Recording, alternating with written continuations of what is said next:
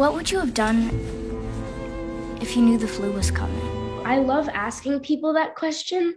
I actually did it yesterday at sleepaway camp before preparing for this interview.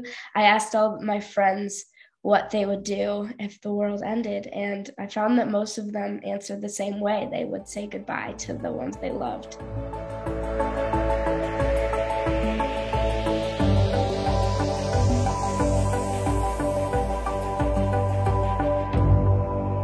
I'm Patrick Somerville. I'm the creator and showrunner of Station 11 on HBO Max. Hi, I'm Himesh Patel. I play Jeevan in Station 11. Hi, I'm Matilda Lawler. I play Kirsten on Station 11, and this is Variety's Making a Scene. What would you have done? It felt like it was a question that just needed to be asked in the show. The difference between when we were shooting this scene and when we were shooting its correlate, which is the scene in the parking lot in episode 1, was the pandemic had happened. And that was a question that I was reflecting on because I was thinking back so much to that night in Chicago, which was before the pandemic. And I was thinking, what would we have shot different if we knew the pandemic was going to come? What lines would I have asked to change to? And it was almost a gift that we didn't know, because I think it kept episode 1 clean in a way of a whole set of feelings. And then that's like day 5 of shooting with a new crew in a new place. Matilda's a year older. We had the gift of being able to kind of reflect a new consciousness, just like they're experiencing in episode 7. There's a time when Kirsten spends all of her time thinking about what she would have done to change what she would have done if she could go back. This big regret that she feels, obviously it's not her fault. It was out of her control, but she takes on this feeling that it was her fault, that she didn't say goodbye to Arthur and that she didn't say goodbye to her family. And that stays with her forever. That finally her saying this is so special because it's been on everyone's mind and everyone kind of knows say it. And I would have spent time with my mom before she died. I think there's something about this moment. It's not like a big dramatic moment necessarily. You know, we have some, especially in episode 7, there are some big dramatic turns. But there's something about this moment that stuck with me, because it's an interesting sort of turn for Jeevan. He's doing one thing and then he gets taken in another direction emotionally, and I found that really interesting. Jeevan's created this den in the apartment where he's sort of got blankets draped over this area. It's sort of his room, and he's got like a little shrine, as it were, to his sister. And he's got a map and he's figuring out what he's going to do. He's talking to himself, but also to his sister. And then he sort of makes this decision he's going to go. So he gets out, and then he's sort of moving the carts out of the way of the door, and he's doing this. And then he's sort of wrong-footed by Kirsten, really, you know. Look, I know it's hard and it's scary, but we're going to starve to death or freeze to death. And we can't wait for him to get better. And we can't just write plays and books. I'm finished writing. Oh. We can do it tomorrow. Because she pushes a button, you know, and he doesn't even realize that she has, but she has, and he comes out with this truthful moment. So I think it was making sure that we navigated that turn truthfully. And you know, Lucy Cherniak, who directed that episode, she was really brilliant at making sure that moment got its time. And I'm really thankful. I remember there were like 1 or 2 takes before where I felt like I was getting somewhere. And I remember when we got that take where it felt like I got to the right emotional place for that. She sort of, we were filming at a time where everyone was wearing a mask, so I couldn't see Lucy's face. But I just remember her just sort of, her eyes were like really wide and she was like, great, you know, so, and we both felt that we got to the right place. I would have just done I would have made the choice I wanted to make, you know? This goes back also to that scene in the parking lot. I always thought a foundational element of Jeevan's character was his focus on choosing. And people should choose for themselves what they want. I may. And here he's doing it again. I would have made the choice I wanted to make. Hearing it a second time from that character really was going to underline that choosing was a big deal with him. And it's a big deal in episode 7. He's having kind of a Jeevan breakthrough right then. And he's getting brave. He's taking decisive action about what he thinks is right. And I think that's new for him in this scene. I remember talking to Himesh about the bungee cords and wanting him to snap his fingers and be frustrated exactly in the same way he had been the year before. And it was sort of meta, like we were talking a year later about a scene we were shooting a year later that actually took place only a couple months later, but all the same props were sitting there. We can do it tomorrow. Then go. But we have to perform it. Okay, can we do it? But can we do it like now?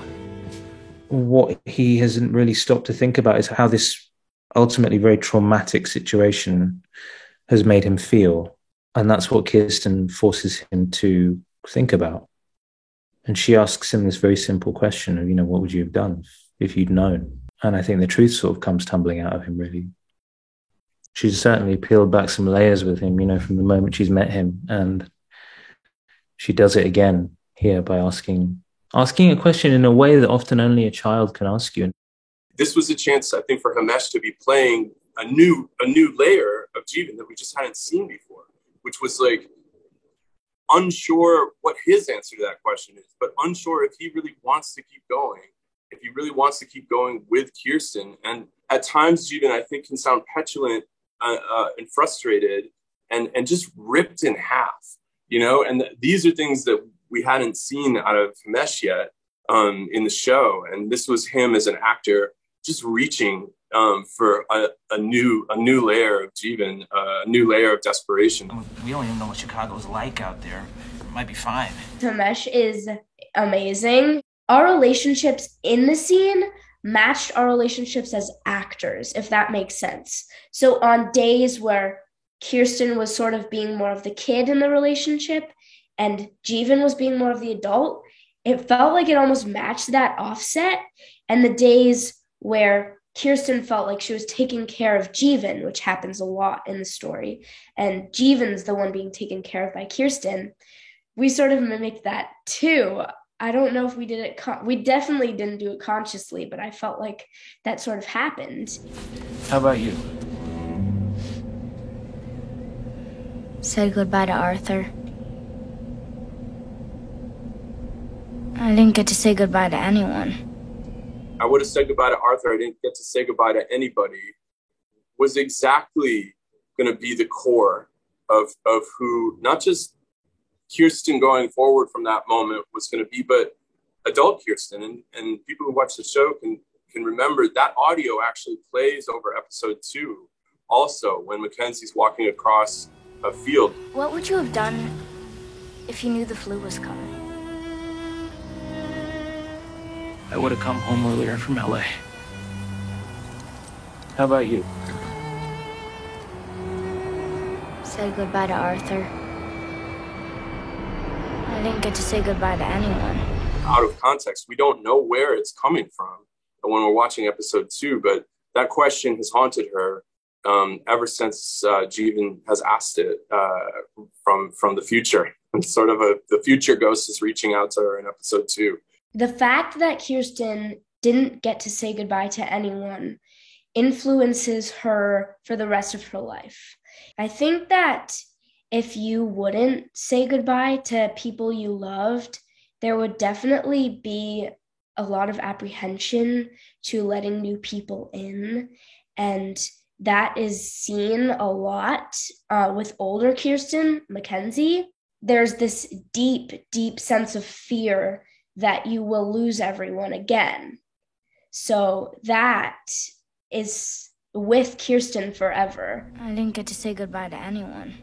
Mackenzie often jokes about how she just gives a lot of looks in this episode and she's not present. But I find the moments in which she looks at herself just to be tremendous. I always know what she's thinking and feeling. I don't think the episode would work at all, kind of without her eyes lighting up at different moments and catching Matilda. We only got to work together for one episode, but we definitely bonded a lot during that time. As people, we understood each other. My mom thinks that we're similar in a lot of ways naturally. So I think that was helpful. And we got lucky in that department. When we were watching the show, which I hated watching myself on screen. It was the worst thing ever. My mom would point out every little mannerism that would be similar to me. She'd be like, oh my gosh, Matilda, look, Mackenzie does the same thing that you do. Literally every single second. It bothered me so much. But at the same time, I was happy because I love Mackenzie and I'm okay with sharing mannerisms with her. Where have you been? Watching. We had to make a whole episode out of that apartment. The play kind of lived over by the windows. There were the other rooms for other big things to happen, and the kitchen was critical, but this is where the door was going to live. And we knew we were coming back to it again at the end. Doorways always matter in the show, and this one was really, really significant. Lake Point Tower, anyone who's lived in Chicago knows that place, and it always caught my eye living here. My wife's grandma lived in it, and our first scout ever to Chicago, we went there. It looks kind of like a spaceship.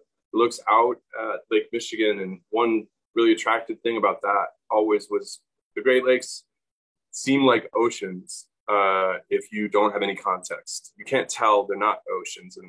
And so we always knew the Traveling Symphony would be on the other side in 20 years, looking out at the same lake, and wanted that kind of idea of an observation tower of a spaceship looking out and just seeing the sea. Ruth Ammon, our production designer, recreated and built an amazing set that allowed us to shoot a whole episode on it. After the pandemic hit, I didn't really think that the world was going to end, but there was a part of me that definitely laid awake at night and thought about, what if this is the end? What do I want to do? Okay, so I'm not the only one that feels this way. So I think this scene is so special to the whole story. So I'm really glad that this scene was chosen to talk about.